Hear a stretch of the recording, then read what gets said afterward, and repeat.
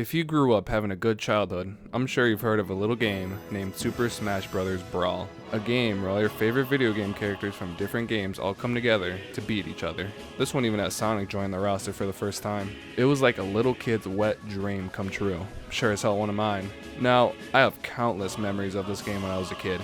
Waking up early on a Saturday morning, eating flapjacks, and turning on the Wii to get molested by a level 6 bot. I wasn't really good, but I was so enthralled by the whole aspect of being able to pick whatever character I wanted and trying out their moveset. I was mostly a Snake main, not even knowing what game series he's from. I just thought they looked like a badass, and he was the only character able to use bombs and guns as his attacks. I always ended up blowing myself up with his side B because I always forgot where I threw it.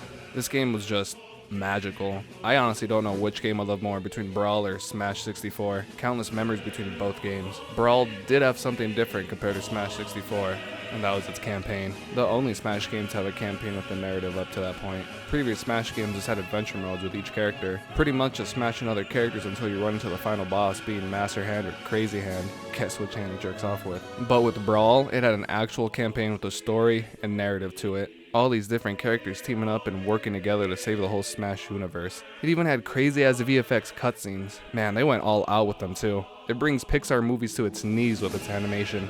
I mean, the only thing I could compare it to was the high-end Overwatch porn that you could find online. It's that good. These cutscenes were beautiful and something that people thought they'd never ever see. This story was really the culmination of everybody's fantasies with these video game characters come true. We had so many of these characters talking and interacting with one another. Like, who would have thought that we would have seen a cute little yellow rat in Pikachu team up with a big-titted blonde woman from New Jersey? I feel like people took this campaign for granted at that time because what they pulled off was really special. As for the story itself, it was interesting.